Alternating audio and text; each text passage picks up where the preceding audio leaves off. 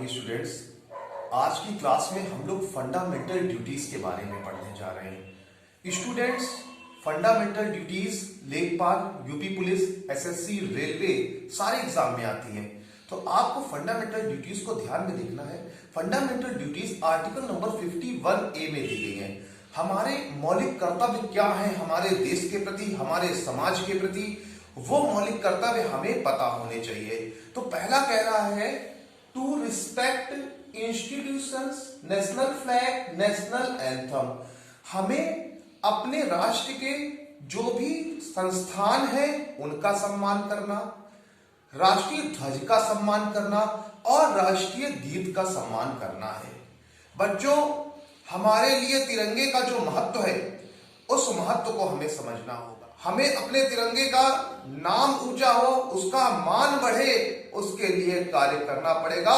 क्योंकि बच्चों, हम सब लोग मिलके मां भारती के लिए काम कर रहे हैं। मां भारती की जय जयकार हो, उसके लिए हम लोग काम कर रहे हैं। दूसरा, to follow the noble ideas for freedom.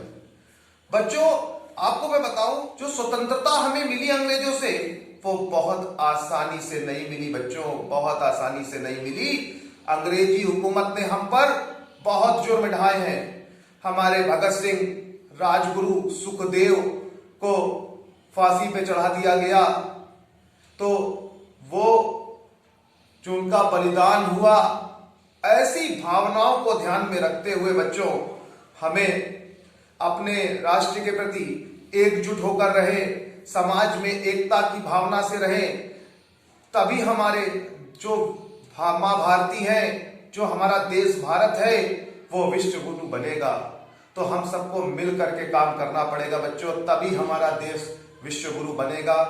जैसे कोरोना जैसी आपदा आई, अगर हम सब लोग एक होंगे तो कोरोना जैसी आपदा से भी हम लोग क्या कर सकते हैं, संघर्ष कर सकते हैं और उसको भी हरा सकते हैं।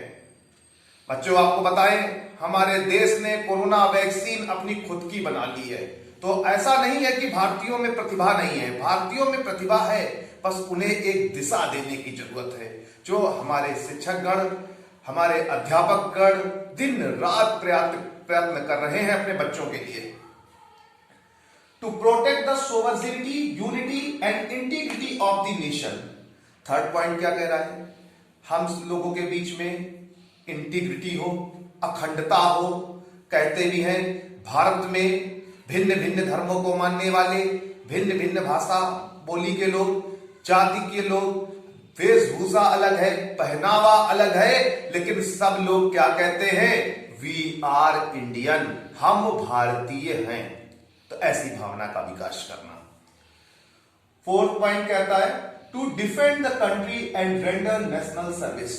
बच्चों, आपको पता है हमारे देश में कारगिल जैसा एक महायुद्ध हुआ था, जिसमें हमारे बड़ी संख्या में जवानों ने अपने प्राण न्यौछावर किए और उसके बाद भी लाइन ऑफ कंट्रोल तिरंगा झंडा लगा करके पाकिस्तान को पूर्णतया मात दी थी हमारे भारतीय वीर सैनिकों ने।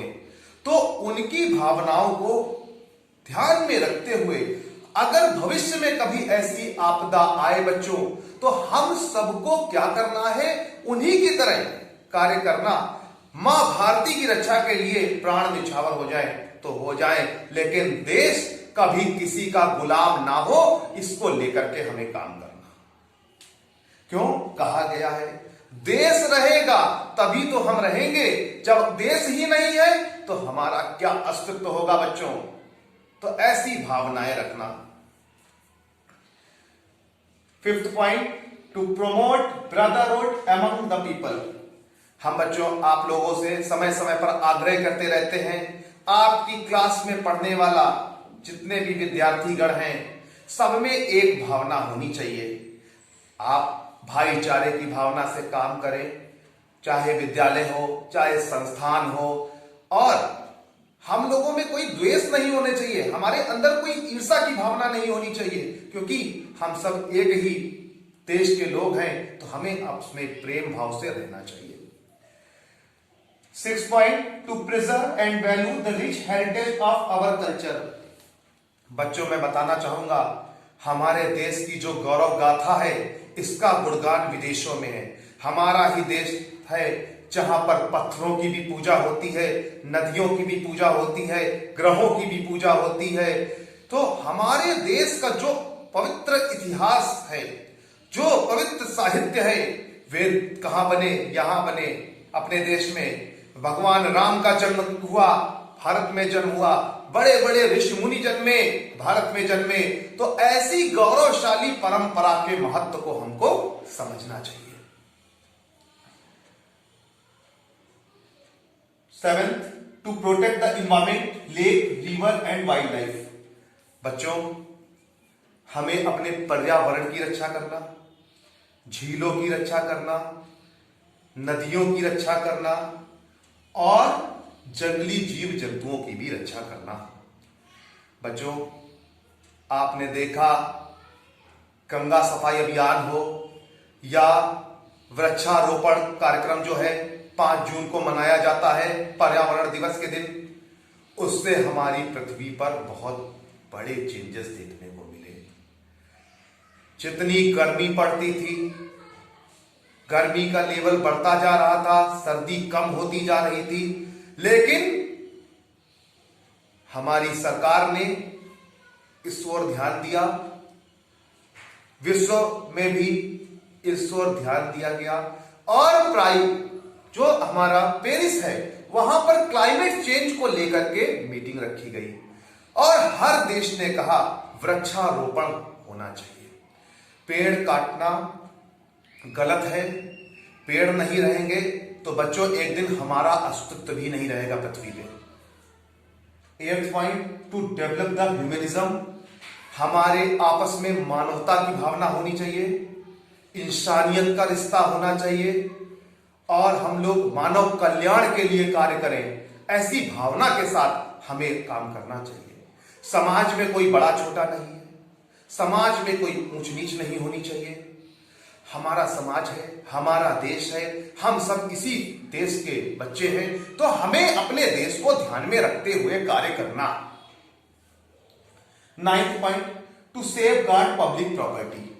बच्चों, हमारे यहां सोमनाथ का मंदिर है, अयोध्या मंदिर है, तो इनका हमें क्या करना है? इनकी भी हमें रक्षा करना। प्रत्येक every person should attempt for welfare of Indian. सबकी भलाई के लिए कार्य करना, सबको ध्यान में रख के काम करना और भारत आगे बढ़े इसको लेके ध्यान में काम करना। 11th पॉइंट कह रहा है education is important for every student, every citizen. 6 से लेकर 14 वर्ष तक के बच्चों की शिक्षा की व्यवस्था करना माता पिता का कर्तव्य है और सब लोग पढ़ें। मैं कहता भी रहता हूं आप लोगों से, फिर एक बार अपने बच्चों से रिक्वेस्ट कर रहा हूं, पढ़ेगा इंडिया तभी तो बढ़ेगा इंडिया। जब हमारा भारत पढ़ेगा तभी तो हमारा भारत आगे बढ़ेगा। बच्चों, हम जानते हैं आप हमारा साथ जरूर देंगे।